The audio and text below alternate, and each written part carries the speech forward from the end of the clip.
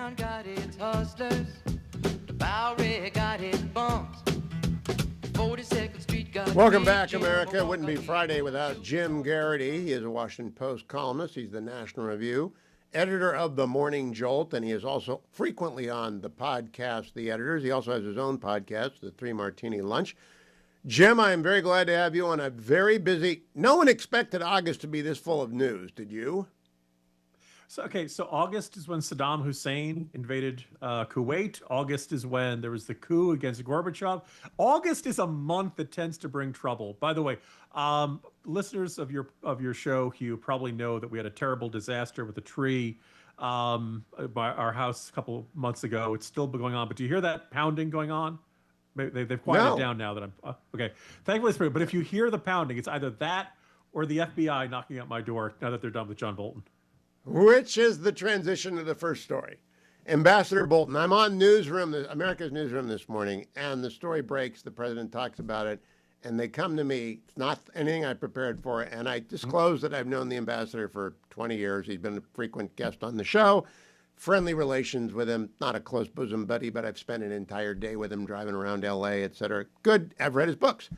But I say, people forget John Bolton is a superb lawyer. He was head of the civil division under Ronald Reagan, and he was a Hawk's hawk, and he's a detailed note taker. So I can't believe they would move on him without evidence because the optics are so bad, Jim. What do you think? Look, considering how many other government officials have had, in most cases, 1, 2, 3 pages of classified documents that have gotten mixed in with their other papers and were taken home. It's not unthinkable that John Bolton would have an error like that. If you found vast stores of classified information, I find that really tough to believe. If we had not gotten into a point where the raid on Mar-a-Lago of a president who has the authority to declassify anything he wants, but of course there's a procedure for doing this. He can't just decide, presto changeo, this is declassified and get himself out of trouble. But there was that. Joe Biden had documents in his garage next to his Corvette, man. It was safe. It was totally safe. That if there was an idea of well, this is a very, very serious problem. When Trump did it, when anybody else does it, we're going to hand wave it away and say, it's disorganization. It happens all the time, et cetera. I think that's why we are where we are, where now is it conceivable that Bolton would take a sheet home that he wasn't supposed to? Yeah, it's conceivable. Should he face serious legal charges? I think when everyone else is not, no. The problem is, for a very long time, going back to Condi Rice, going back to Colin Powell, that if you were famous, you generally got 50 lashes with a wet noodle and a tisk and don't do that anymore. Whereas if you were not a famous person, if you were not someone I'd ever heard of, then the consequences for mishandling classified information could be very serious. Apples to apples. If you're Sandy Berger and you're the National Security Advisor and you go to the archives and you steal documents by putting them in your pants, you get a slap on the wrist. But what if it's not a documents case?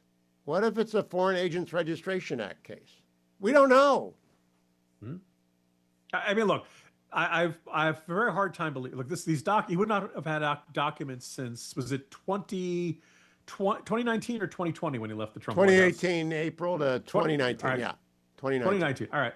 So here we are in 2025. 6 years have gone by, right? What are the consequences of that paper being in a file cabinet in the Bolton house as opposed to in some government office?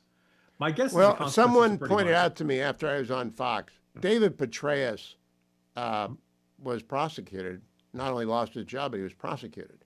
So, yeah, there's a standard out there. I thought that was overkill too, but we don't know anything. I just keep. Have you read a warrant yet? Did you see anything yet? Nope. No. By the way, I also I don't think it's good for the FBI director to jump on X and say we're doing what we're supposed.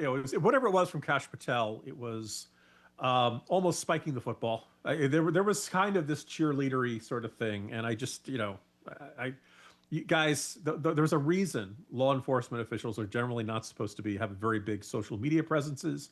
I think that James Comey opened this door, and I could say, this is the way things are done now. Well, it's not good to have things like that, because it makes it easier for anybody who's accused of crime to say, this is a political vendetta, and take a look at these comments from the person who were prosecuting us on social media. So I would strongly recommend. Go ahead. I believe Donald Trump when he says he did not know this was going to happen, but I can't believe they posted on social media without telling the president, but apparently they did.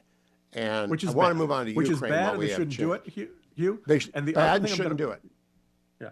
The other thing I'm going to point out, the only silver lining to this, Hugh, is if a bunch of Iranian assassins are on their way to Bolton's house today, wanted to show, oh my God, there's the FBI's here. We better not do it today. Let's do it some other day. This is a reference to the fact that John Bolton had government protection because the Iranian government tried to hire somebody to kill him, right? This is all in an indictment. This is not some far-fetched conspiracy theory or something like that.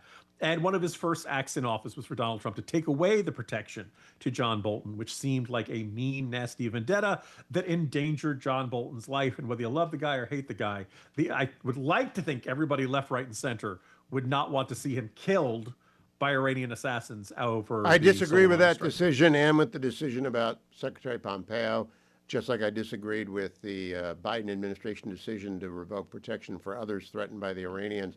However, deterrence has been restored with Operation Midnight Hammer. I want to get to Ukraine, Jim, because you've been there a number of times. My daughter's only been there twice on mission trips. You've been there at least 3 times since the war started. 3. Yep. Yeah. 3. So the president in the Oval this afternoon said 2 weeks are very bad. If I'm not happy, bad things happen in 2 weeks. What's the latest Garrity interpretation of that? Yeah, because so first of all, I came out of the Alaska summit, rather downbeat, saying that the good news is that he didn't sign a bad deal. The fact that there was no deal was hard to, it didn't seem like we'd made much progress. Trump came out of it seemingly very optimistic, and he certainly, Putin is going to meet with Zelensky, and we made this great progress. And it was kind of hard to see that progress. I came out of the meeting with the European leaders at the beginning of the week on Monday, very optimistic that the president was saying what we wanted to hear. There was talk about security guarantees for Ukraine, and saying, well, the other thing which was like, kind of nice to hear, but a little almost too good to believe. The comments from Wittkov over the weekend saying that we're not going to give them, they're not going to be in NATO, but we're going to give them an Article 5 like protection. Now, as I said, if you're Ukraine, you want all of your territory back. But by the way, you can see the FBI has cut the power to my house, Hugh. They're coming for me. I just want to let you know. So like if you could have a Article 5 like protection, I don't know if it's like, I can't believe it's not butter. I don't know exactly how that's going to work. The details were very vague, but hey, a U.S. security guarantee for Ukraine would do a heck of a lot to deter any future invasion by Russia when this one ends. But over the course of the week, Sergei Lavrov was like, well, we never agreed to meet with Zelensky, and we have to have some say in those security guarantees. Everything we heard from Russia this week was pouring cold water on the idea that they'd given an inch in Alaska, or that there was progress on this. So when Trump says like another 2 weeks, I prefer that to him saying I'm going to be patient forever. But it's August 22nd, Mr. President. What more do you need to see? They bombed an American-owned factory. I do think the cold water that Lavrov poured is beginning to boil. That was not President Trump's understanding, I don't believe.